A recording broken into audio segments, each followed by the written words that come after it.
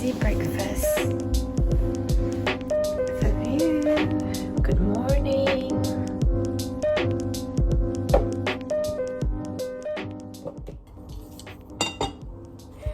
So I've practiced to wait for 2 minutes before I eat.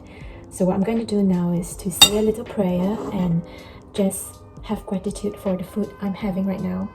So this is like my new practice that I've learned from my guru, which is Sadhguru. He advised us to take a moment of prayers and just wait for 2 minutes before you have any meal, just to reduce the compulsiveness in the body. So yeah. I'm having spinach with egg and some mushroom.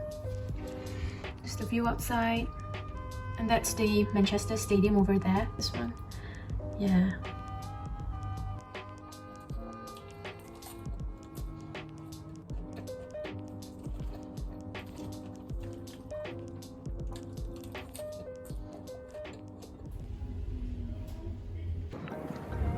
So the place where I live is very near to the quay.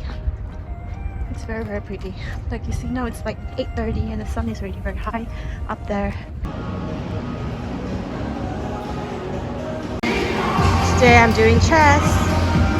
Let's go.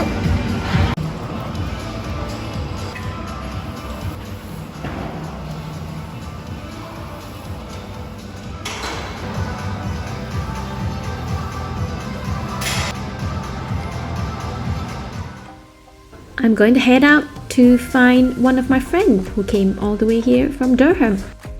We decided to grab lunch here in a Korean restaurant in the city centre of Manchester.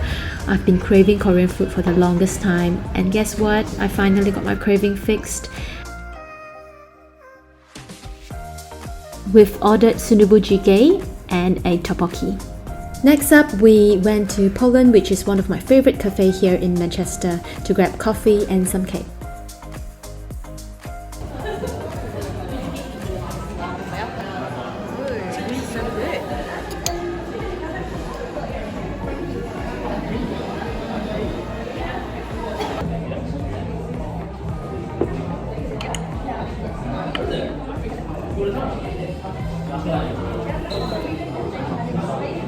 What I like about Manchester is that there's a lot of Chinese shops around. So this is a little store that I found that sells Malaysian, Chinese, Taiwanese snacks and all kinds of ingredients that you need.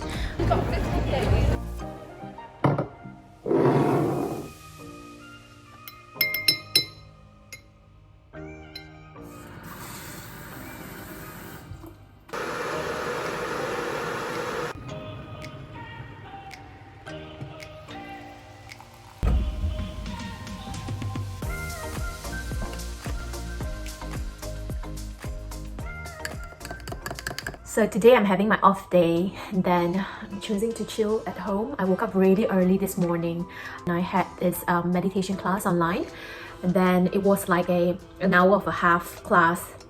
So what it is like to live alone. I suffer from loneliness a lot when I was younger, and I was quite curious to know where this loneliness is coming from.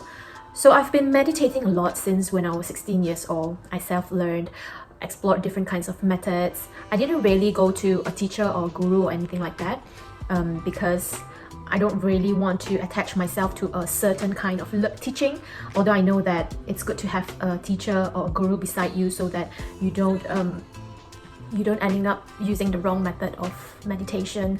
But as I grow older, and when I hear more and more of people discussing regarding meditation, and like one of my favorite is Jay Shetty. I listen to his podcast every single day back in those days when I was back in Malaysia, and now because my speed is too fast, so I have to wait for every week for him to renew his podcast while listening to others.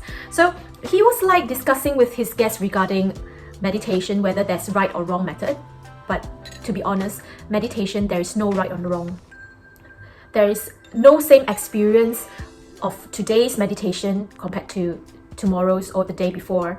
So every kind of meditation sitting and practice is different day to day, and probably your meditation today won't be the same as it was yesterday. And I really resonate with this because sometimes I get to meditate for half an hour to an hour, but sometimes it gets really disturbed and I can't really focus, and I just have lots of thoughts in my mind that just seem out of the way, and I just couldn't sit with it. I wouldn't say control your mind because it's not the right way to approach meditation, but it is more like observing the mind as it comes and goes, and observing every single emotion that is within you and all the turbulence that you're having in the mind, that you just flow, come and go as naturally.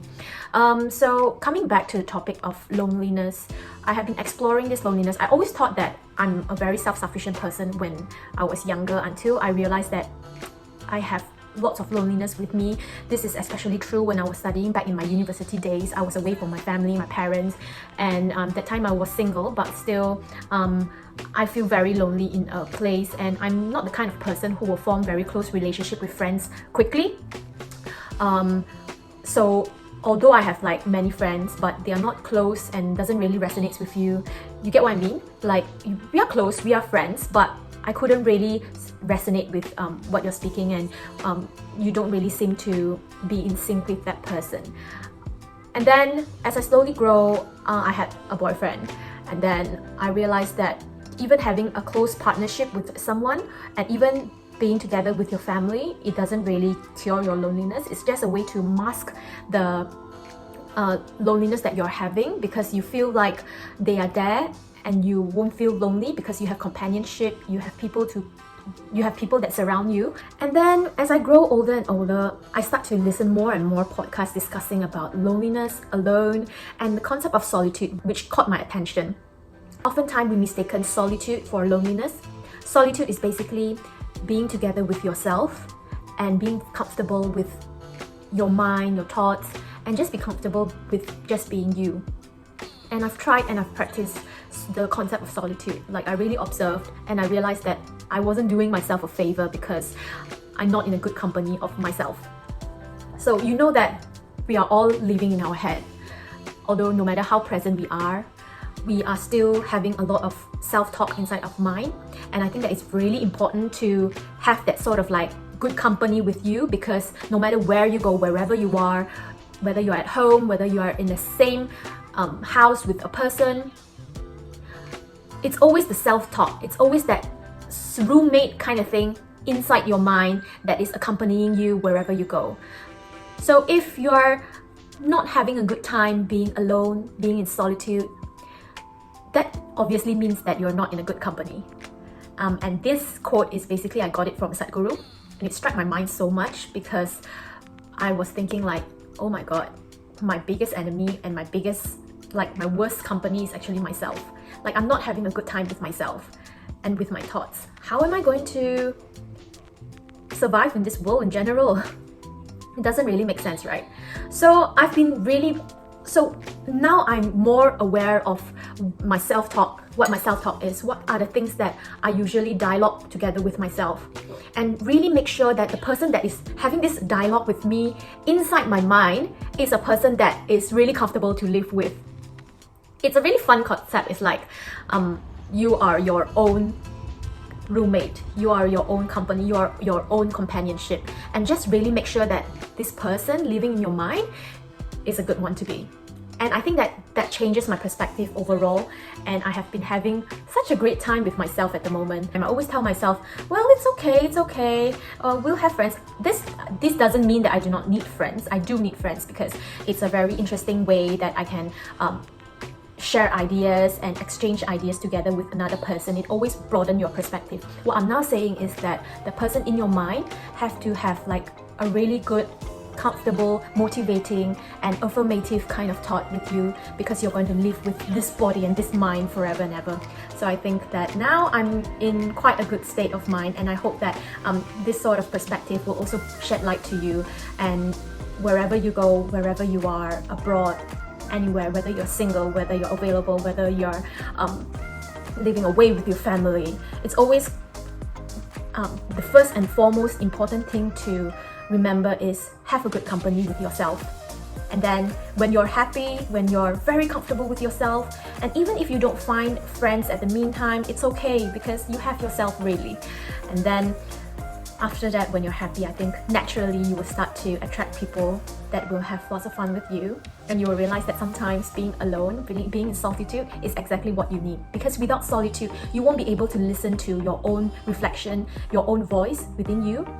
I often realize that whenever I'm with myself and with my own thoughts, I'm very sure that this is the thing that I want to do.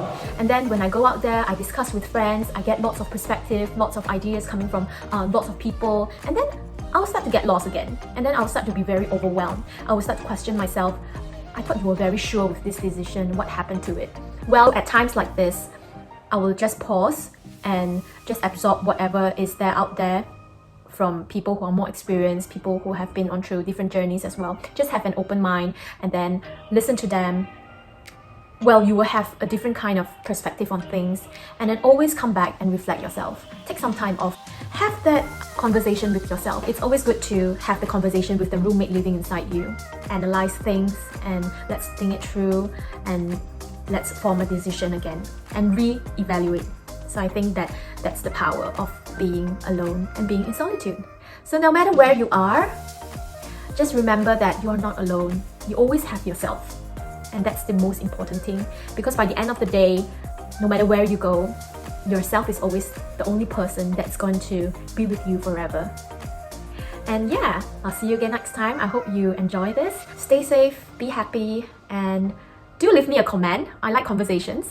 I'm very friendly as well, but be polite. Alright, see you. Bye.